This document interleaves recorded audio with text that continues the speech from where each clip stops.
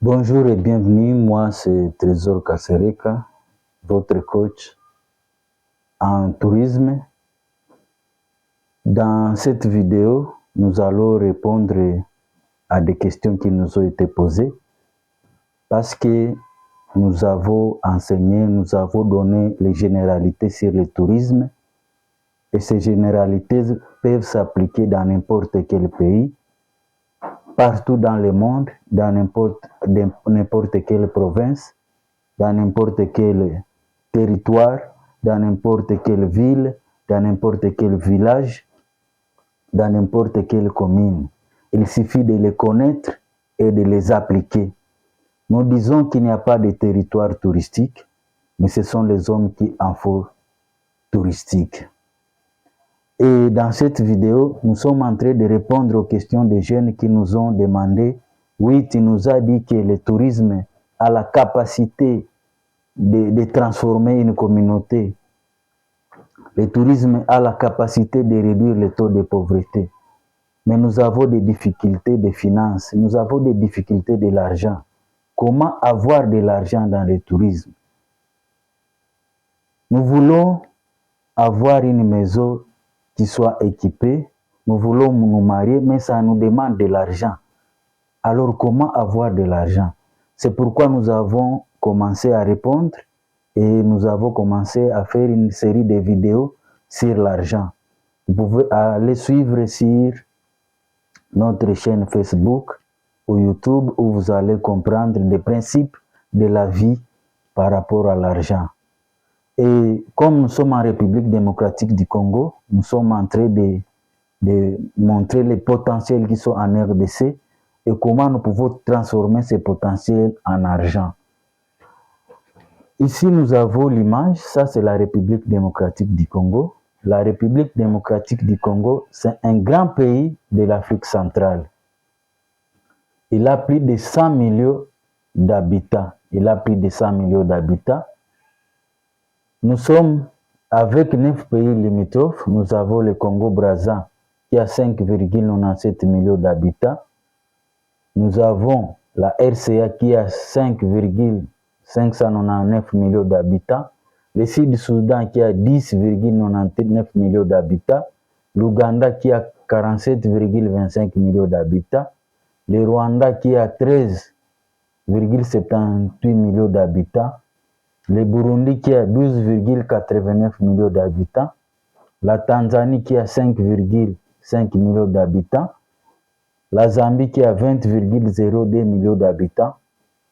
L'Angola qui a 36,59 millions d'habitants. Et ça, c'est un grand potentiel que nous avons en RDC. Comme nous avons dit, c'est l'homme qui a précédé de l'argent. Et ce n'est pas l'argent qui a précédé l'homme. Et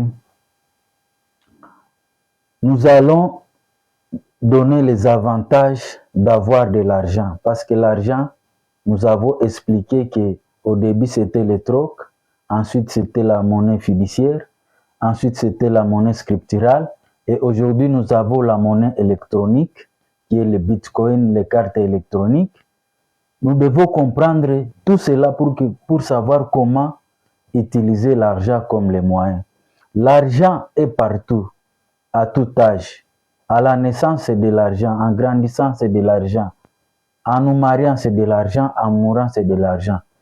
Et l'argent, aussi, c'est dans notre situation familiale. Les mariés, les divorcés, les célibataires, tous aiment de l'argent. L'argent est dans notre cadre de vie. Que vous soyez chômeur, que vous soyez travailleur, que vous soyez retraité, nous tous, nous avons besoin de l'argent.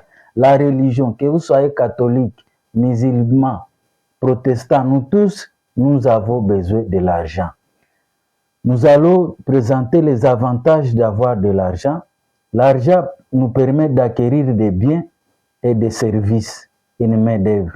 Si tu as besoin d'avoir un téléphone, tu as besoin de l'argent. Si tu as un champ de 3 hectares, pour avoir la main-d'œuvre, c'est de l'argent. Sinon, ça sera difficile. L'argent permet d'affermir notre puissance. L'argent influence les décisions. Donc, nous pouvons faire les projets sur l'argent. Nous pouvons faire de bons projets, on planifie, mais si on n'a pas d'argent, on sera en difficulté. L'argent nous rend autonome. L'argent nous rend autonome. Cela nous permet de décider. Par exemple, si je veux quitter Goma pour aller à Kinshasa, j'ai besoin de l'argent. Si je veux quitter Lubumbashi pour aller à Kindu, j'ai besoin de l'argent. Si je veux quitter le Haut-Ouélé pour venir à Kisangani, à Buta, c'est de l'argent. Donc, sans l'argent, c'est un peu difficile de vous déplacer. L'argent nous permet de bien vivre parce que ça nous aide à nous soigner, à nous éduquer, à répondre à nos besoins. Subvenir aux besoins de la famille. Celui qui est marié, il a la charge. Chaque jour, il doit dépenser de l'argent. Chaque jour, le matin, à midi et le soir. Donc, nous ne pouvons pas vivre sans avoir de l'argent. L'argent nous ouvre les portes. Les grandes décisions se prennent par des gens qui ont de l'argent. Donc, vous pouvez avoir la connaissance et l'intelligence. Si vous n'avez pas de l'argent, ça peut être difficile de vous contacter. Je vais vous donner l'exemple, par exemple. Le président, le premier ministre veut aller à Kisangani pour le Génocost. Donc, on va consulter les gens qui ont de bons véhicules, de bons hôtels, des gens qui ont des services de qualité.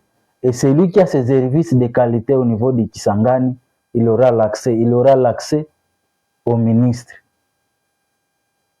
L'argent nous permet à répondre à nos besoins primaires, se vêtir, se soigner, manger, avoir le mieux-être. Donc c'est très important que nous puissions avoir de l'argent.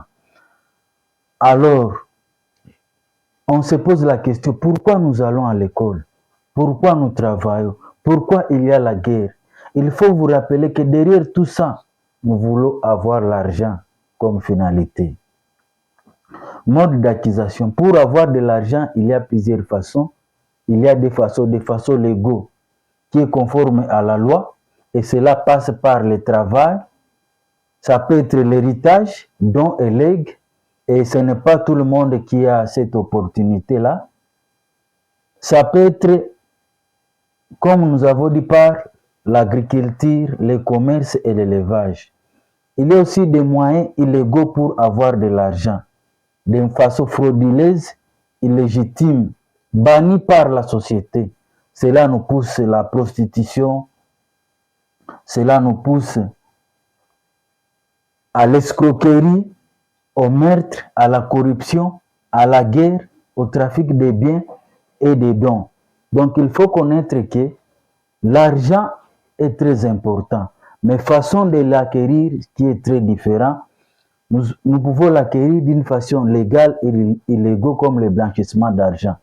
Comme nous avons présenté la population qui se trouve en RDC, il faut vous mettre en tête que dans cette population, il y a deux façons de gagner de l'argent, d'une façon légale et d'une façon illégale.